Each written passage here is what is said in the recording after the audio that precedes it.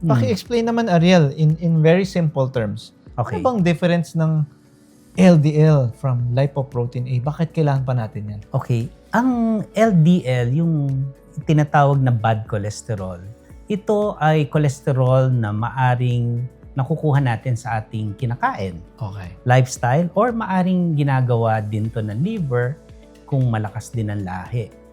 Pero ang Lipo-A, ito talaga namamana ito. Namamana. Oo, Okay. ibig sabihin, pinanganak ka, yung level ng Lipo-A mo, parating pare-pareho.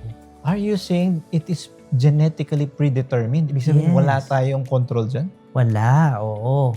Pag ang tatay mo o nanay mo mataas ang Lipo-A, may 25% chance na ikaw mataas din ang Lipo-A mo.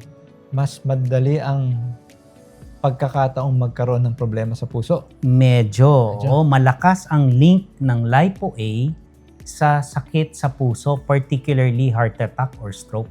At sinabi mong namamana, ibig sabihin, it's a family thing? Yes. Family affair? Posible. Okay. Kaya itong lipoprotein A, tinetest natin, lalo na kung ikaw ay may lahi na stroke, o kaya ikaw ay maagang na stroke, na heart attack, or paulit-ulit kang na-stroke, na heart attack, or na angioplasty. No? Okay. So ito ay maaring magbigay ng linaw. Baka mataas ang Lipo-A mo. Kasi pag mataas ang Lipo-A mo, Donnie, alam natin yung epekto. Nagiging madikit. So ibig sabihin, ito yung cholesterol na dumidikit sa ugat at nagkikreate ng maagang pagbara o paulit-ulit na pagbara.